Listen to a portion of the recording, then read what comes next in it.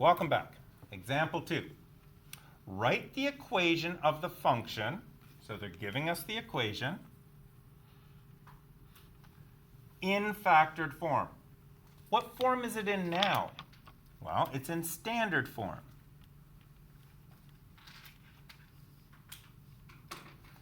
They want us to take it and write it in factored form. That's the first part of this question. Then, find x-intercepts. Well, okay, that's too much work. Right now, let's do it step by step. And this is the way I suggest you do this on a test. Don't get confused by the whole question. Break it down. Let's find it in factored form first. Okay, so step A. We want to do this. Now, I find it helpful if you write down the form that you're trying to get to beside it, because that way you know what you're going for. That's factored form. That's what I'm going for. I find it very helpful if you slow down and think about what you're doing. So, factored form. Let's see. In my back of my brain, I remember completing the square. Completing the square gives me a vertex. That's not factored form. That's not what I want to do. Factored form. Okay, I remember factoring.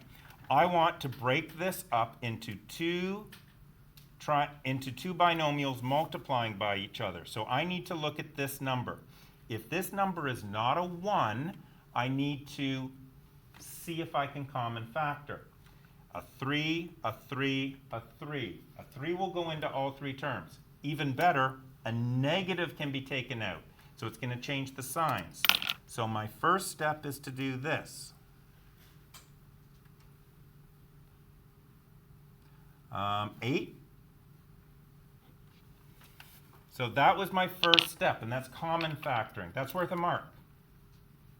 If you don't common factor first, you can still get the right answer, but you've got more work to do at the end. This makes it easier. I now have a 1 in front of here, which means that my answer is going to look like this. I have to remember this from what I've been taught earlier. Now, I'm looking for two numbers that multiply to give -8 and add to give -2. So I'm thinking 4 and 2, and I'm thinking -4. So that's going to multiply to give -8. That's going to add to give -2. It works. So I'm going to put those numbers in. +2 minus 4. I'm going to check. X times x is x squared. -4x plus 2x is -x. -8x takes me here, and there's my -3. It works. I factored it. 3 marks probably. Pretty much all or nothing. Okay, pretty much. So it is in factored form. I can see that in this form, my a value is equal to -3. My s value, since it's a positive here and it's a negative in the formula, my s value is -2. And my t value is 4, since it's a negative and a negative. So those are my different values. Not that you needed that, but I just wanted to show that's how those values come into play. Okay, so now I'm ready for the second part of the question. Then, find the x-intercepts. Okay, well the x-intercepts come from the zeros. X-intercepts occur when y equals 0. That's the definition of an x-intercept. So what you're going to have is 0 equals -3, x plus 2, x minus 4.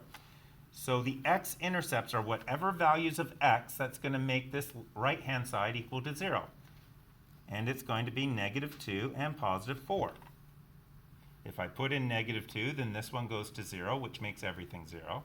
If I put in +4, then this one goes to 0, making everything 0. So those are my x-intercepts. I like to do the second step of saying that it crosses at -2, 0 and 4, 0, because now I've made the actual coordinates. I know where those points are up here. There's the first one. There's the second one. I like to do that extra step. The x-intercepts really are just the numerical values but I like this extra step because it keeps me organized. Okay, so we've done the x-intercepts. The y-intercepts. The y-intercept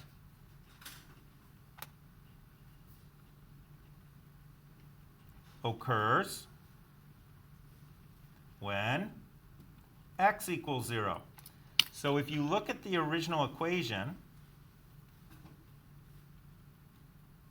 be my guest and plug in 0 for x and 0 for x, and you'll get a 0 here and a 0 here. And that'll tell you that y equals 24.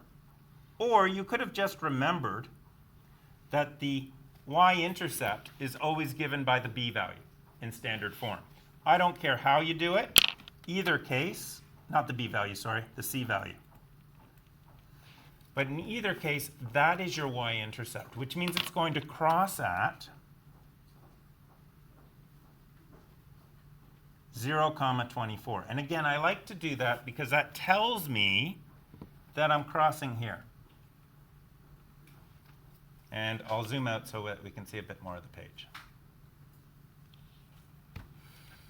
Okay, so let's see. I've done the x-intercept. I've done the y-intercept. Coordinates of the vertex is next.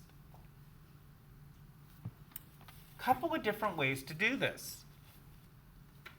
If I wanted to, I could put it into vertex form by completing the square. Do you agree? I could start with this and complete the square on it. We've done lots of those. We should be good at it. So I could complete the square. Could complete the square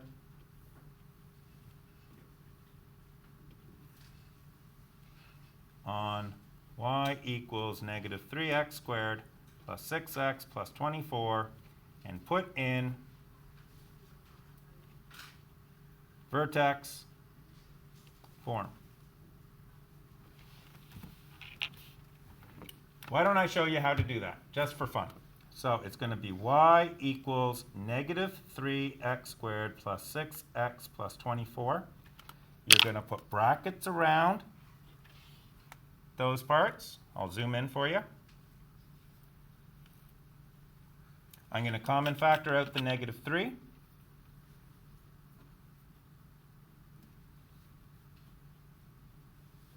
My magic number is half of this number after I've common factored out the negative 3, which is going to be 1. 1 squared is 1.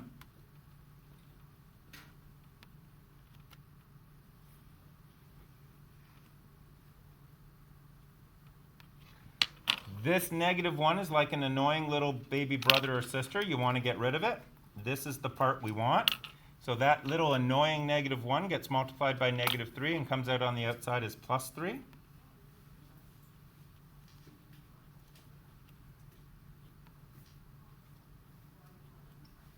And that's going to leave us with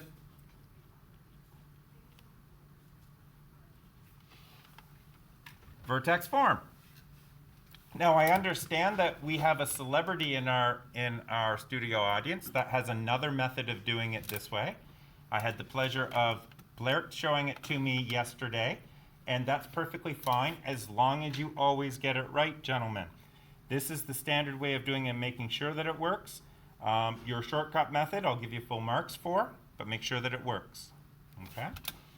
So this is what we have. I suggest this method for most people to be doing it. So what do I have now? I have a vertex at